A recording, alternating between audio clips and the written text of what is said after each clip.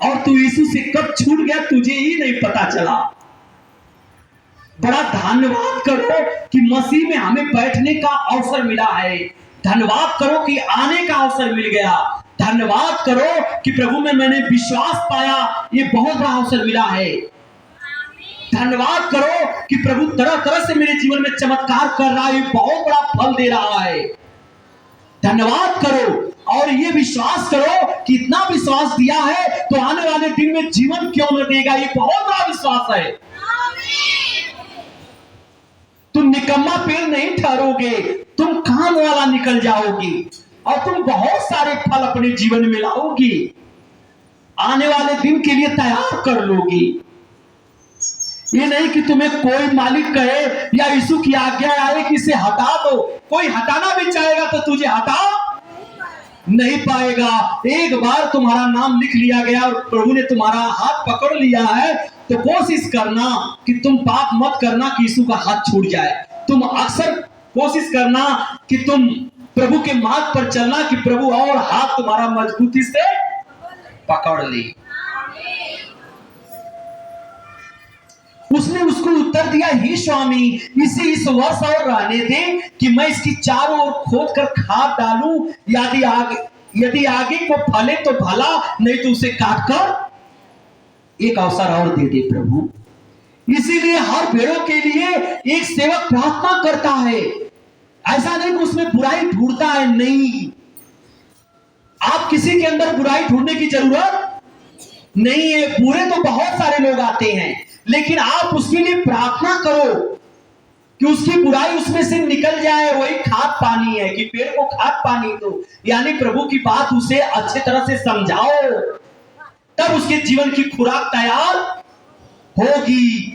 पेड़ को सोओ, कोड़ो, उसको खाद मिलाओ कि वो अच्छे से फल तैयार हो जाए।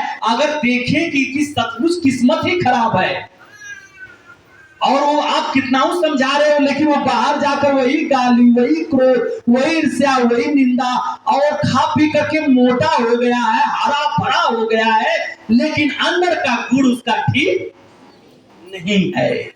वो आप खिलाने पिलाने, आपकी प्रार्थना, आपकी सेवा का दुरुपयोग कर रहा है। वो सोच रहा है कि मैं बहुत भला आदमी हूं इसलिए मेरी सेवा हो रही है। वो निकम्मा है पेड़, और वो पेड़ बांझ हो जाएगा क्योंकि वो बहुत तेजी से बढ़ेगा, हरियाली लेकर बढ़ेगा, लेकिन उसमें कोई फल की उम्मीद नहीं रहेगी।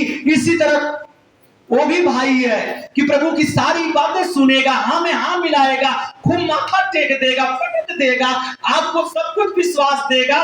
क्या पता कि वो आपके विश्वास को उसी समय तक आपके साथ में बस केवल विश्वास दे रहा है, उसके बाद जाने के बाद पीठ पीछे आपके पीड़ा छुरा मार रहा है और वो कह रहा है कि जा तू अपना वचन, अपनी आज्ञा अपने पास रख। मुझे प्रभु की बात को सुनना नहीं है, मुझे तो तुमसे काम निकालना है, मुझे तो तुमसे बस काम निकालना है। मनुष्य को धोखा दे सकते हो लेकिन प्रभु को नहीं दे सकते। इसलिए प्रभु कहता है कि इस निकम्मे पेड़ को भी एक अवसर दो, और यदि नहीं मानता है तो ये स्वामी इसको काट कर फेंक दिया जाएगा। ये दुष्ट है, ये समझने लायक है। इसे हम प्रभु करेगा, इसे आपको हमको सोचने की जरूरत नहीं है, वो प्रभु जानता है। तो ऐसा काम करो कि प्रभु आपको निकम्मा पेड़ या फलों में आपकी गिनती न होने पाए। एक अच्छा फल तैयार करो।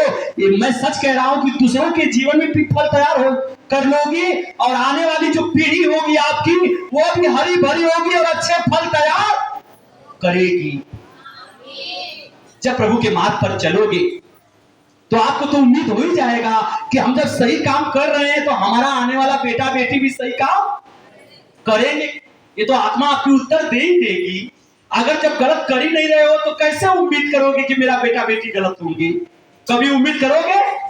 जब आप सही हो, माता पिता के साथ सही हो, अपने भाई के साथ सही हो, सबके साथ सही हो, तो आने वाली पीढ़ी के लिए भी आपको सोचना नहीं है, वो सब भी सही रहेंगे।